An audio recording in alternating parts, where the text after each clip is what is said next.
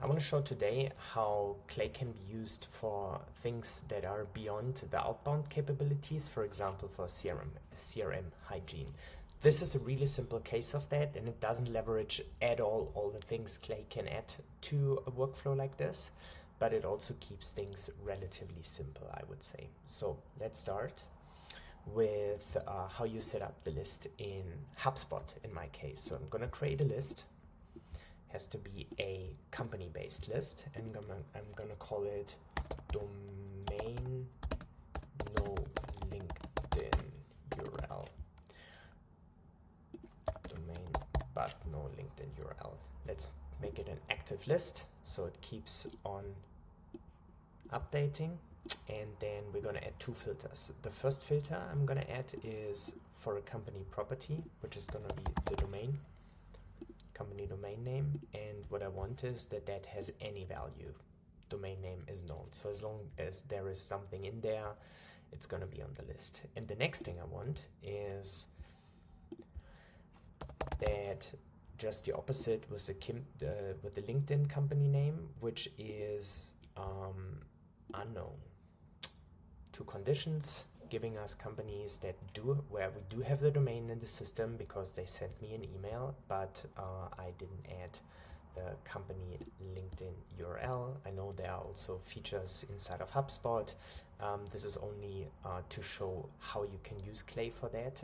It doesn't involve any AI supported enrichment where you can add really custom data points to all the companies in the CRM. This is just for how this is set up. So now I have my list. When I go back to lists, let me quickly update that. We have domain but no LinkedIn URL. This is now a list here in the system. Now I'm going to Clay, create a new table, import companies from HubSpot with my HubSpot account. Here are the lists that are currently visible. Actually, maybe I should reload. Then this should also be an updated name. Import from HubSpot. Now we have domain but no LinkedIn URL. This is the list we created. Important, include read-only properties. New blank table, and now all of those companies from this static list are going to be imported into HubSpot. That's going to happen every 24 hours. So this can be an evergreen workflow that just runs in the background, which I will actually set it up this way. I want to keep my tables neat. So first, I don't need the full name. I don't need any emails. This is not what I want to do here. Let's keep the company domain, and you will thank your future self. Always name columns unambiguously. Company, LinkedIn profile. That is a little bit better. So let's do all the magic. We have basically looked up the companies. What I want to do next, and I want to make this a really neat workflow that also shows some details, or that like creates something that is more clean, so it adds a little bit of complexity on the workflow. I don't want like weird domains. I want clean, bare domains without the HTTP stuff. So what I'm going to do first is add an enrichment, and I'm actually gonna normalize it, I believe. Normalize a domain. Okay, let's get this out of the way. Normalize a domain that's actually included in Clay. Let me make myself a little bit smaller. So, and I'm gonna take, and this is how Clay works. I can really go deep into all of the properties of the imported companies, and I can pick the domain that is in there, and then I create a normalization type, which is basically just the domain name and the .com.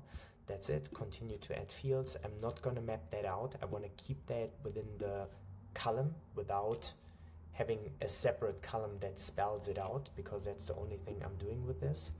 And that actually should run fairly quickly and should give us the bare domains. Wonderful. I know it looks a little bit confusing because this is a bare domain too, but like within the property, it's with the HTTP and everything.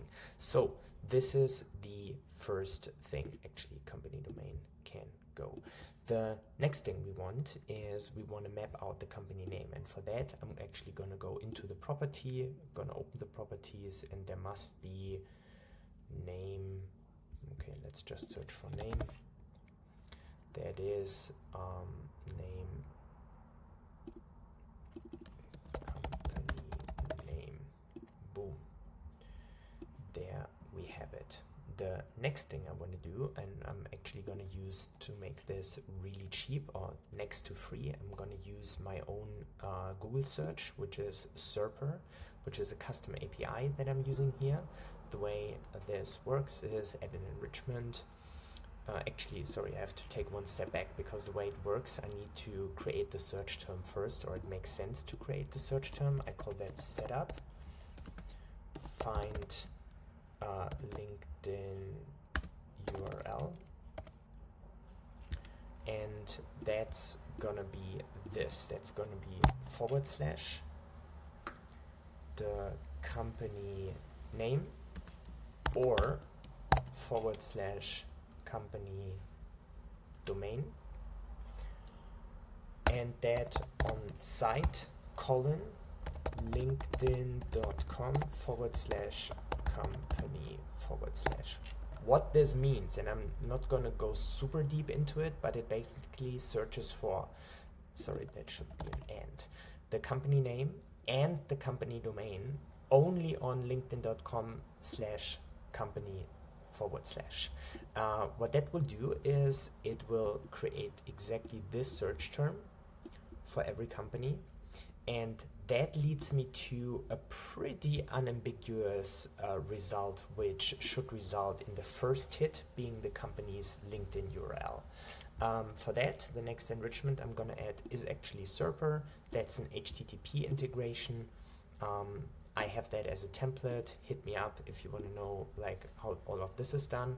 And in the API integration, I actually drop in the setup I've shown here.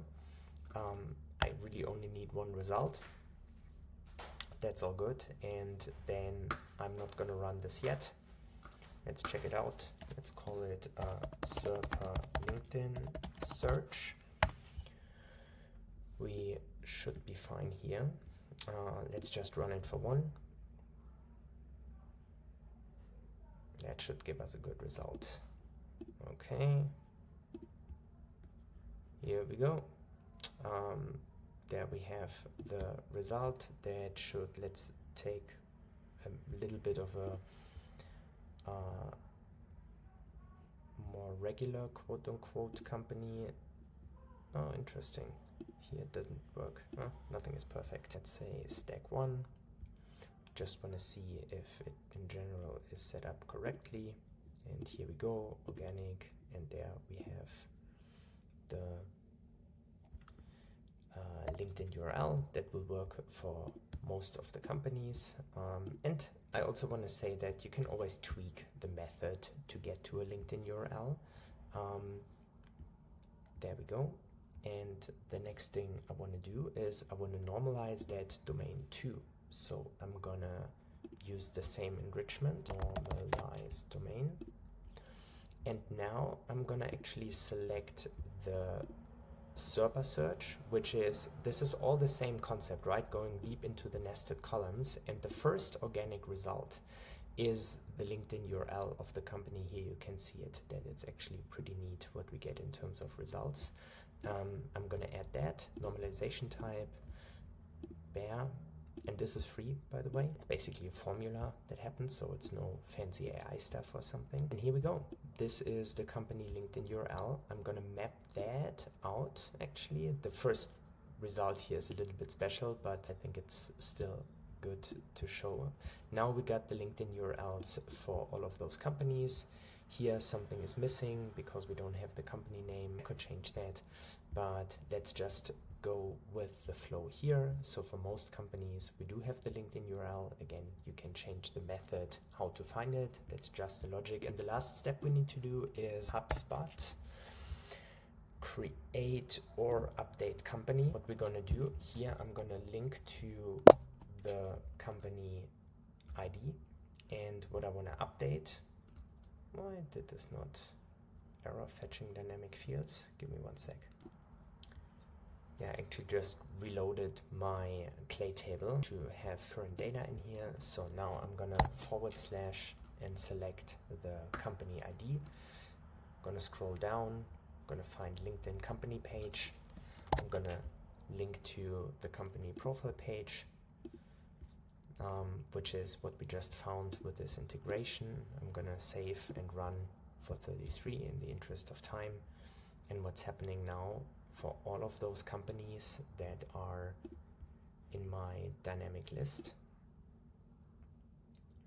the LinkedIn URLs will be added. This will be a little bit tricky because I just did it and it may take a second to actually write it back, but let's check, for example, for stack 1.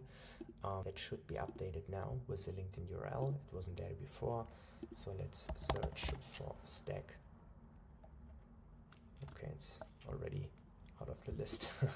They are being removed from the list because this is the ones where we now edit the domain. So what I'm actually going to do is I search for stack 1 right here, and you will see that it includes the super neat, super clean LinkedIn company URL. I think that's pretty amazing. I think it's a wonderful use case to show how Clay can be used outside of the, I would say, most prominent positioning of scaled outbound. And when you extrapolate what I've shown, this was not using any AI. This was really just using some of the possibilities you have to acquire data in Clay. But when you think about it, let's say you're a seller, you put companies in a certain target account list, or let's say I put it into Andreas enrichment or whatever, right? And then you run this automatically through Clay to gather highly customized insights that are super relevant to you. And for that list that you put a company into your CRM, I think it's pretty clear how powerful this can be, because instead of researching company by company, you can just pull it in and a day later things will be enriched, or when you manually trigger it. Hope that was interesting. Take care. Thanks for watching.